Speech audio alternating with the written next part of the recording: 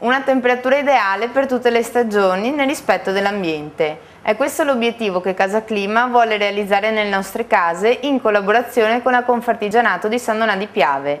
Vediamo il servizio di Federica Midena.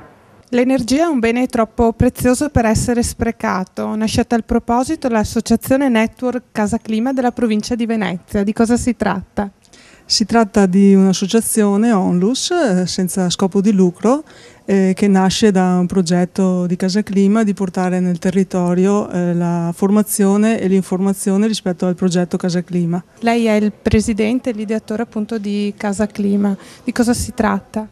È un sigillo di qualità nelle costruzioni dove cerchiamo di ottimizzare il risparmio energetico, cerchiamo di migliorare il benessere abitativo e cerchiamo di contribuire per salvaguardare l'ambiente e il clima, per cui è un standard di costruzione di elevata qualità che è principalmente legato all'efficienza energetica. Ora anche una collaborazione con la provincia di Venezia, appunto un'apertura di uno sportello di front office qui a San Donà.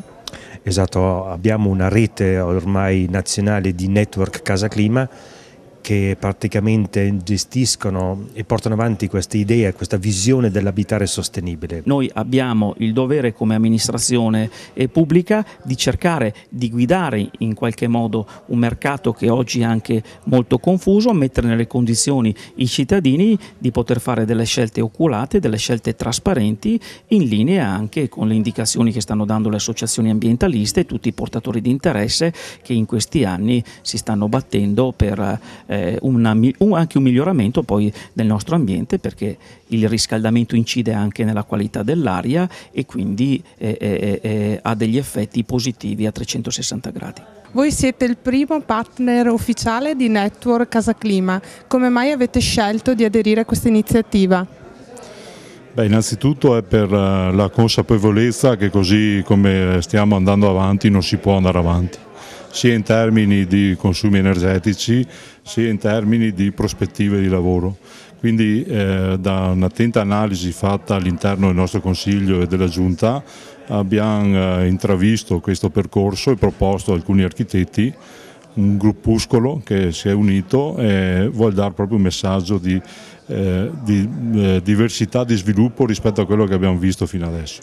È chiaro che la scelta di Casa Clima è la scelta più importante. Secondo noi è un nuovo modo di lavorare, è un nuovo modo di porsi nei confronti del non consumare inutilmente energia, e quindi è chiaro che un'associazione come gli artigiani, che sono quelli che creano moltissimo nel mondo dell'edilizia, ci deve essere. Sì, il nostro primo lavoro, diciamo, di informazione e formazione sarà la nostra presenza alla fiera campionaria del Rosario qui a San Donà di Piave, e avremo lì uno stand come associazione Network Casa Clima presso lo stand della Confartigianato, e sabato 1° ottobre faremo un convegno che approfondirà un po' i temi del progetto Casa Clima.